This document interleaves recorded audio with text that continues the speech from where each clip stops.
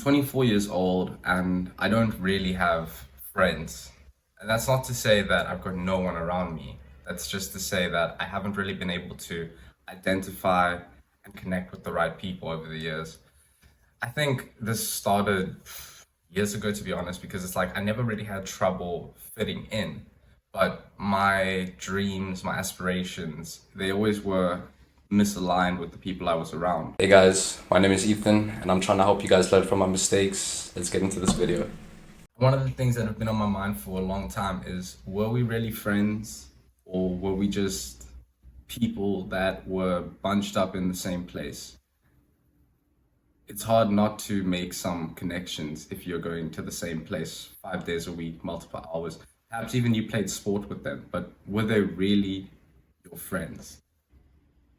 And I sit and I wonder because I do see reunions, or I do see people going for lunch, or I do see just old faces in familiar places, and I don't seem to crack an invite. But that's not because I'm unwanted. I feel like I've kind of curated my life in a way that avoids the invitation. And while it does give you this kind of aspect of FOMO, like, yes, maybe you're missing out on a certain experience, did you really want that experience? Were those the people you would have perhaps wanted to connect it with? It's weird, right? Like, if you're trying to build a business right now, what would you speak to your high school friends that are all in university about to join the rat race? What would you really speak to them about? Because I don't know what I'd speak to them about. There's a couple of my friends that I've seen, there's a couple of people from my school that I've seen start businesses of their own, and perhaps reaching out, connecting with them would be worth it. But it almost feels like that just feels disingenuous. Those aren't really the people I want to talk to, and we've separated. We've kind of gone our own ways in life. And yeah, I mean, I did it differently, I guess. I might make a video on how I ended up making money online and how I ended up with the jewelry business now.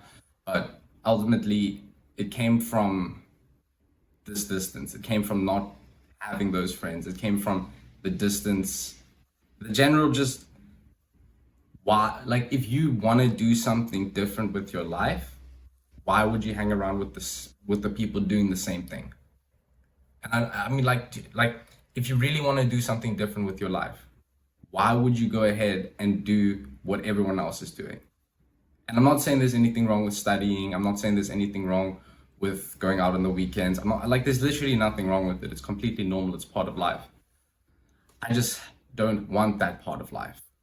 I've always craved finer things, and again, I've got absolutely nothing against the club, but how many of you can truly say that you and five friends can go to Long Street, or you and five friends can hop on a plane and take a vacation?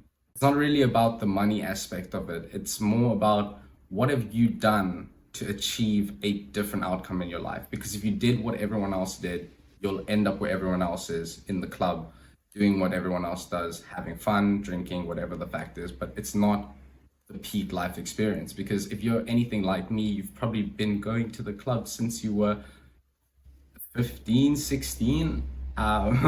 So when it really boils down to it, it's like, do you really want to be 30 years old and the thing you're looking forward to on the weekend is the club with the boys? And I'm not saying there's anything wrong with that, but if you've been doing that for the last 15 years, surely you and the boys want to take a trip. Surely you and the boys want to go to Bali or Thailand or Dubai or just somewhere, bro. Spain even. Like, surely there's more to life than the life that we lead. And I think that's what ultimately separated me from my friends, because when I wanted to be a rapper, they were talking about their marks. And I'm not saying there was anything wrong with academics.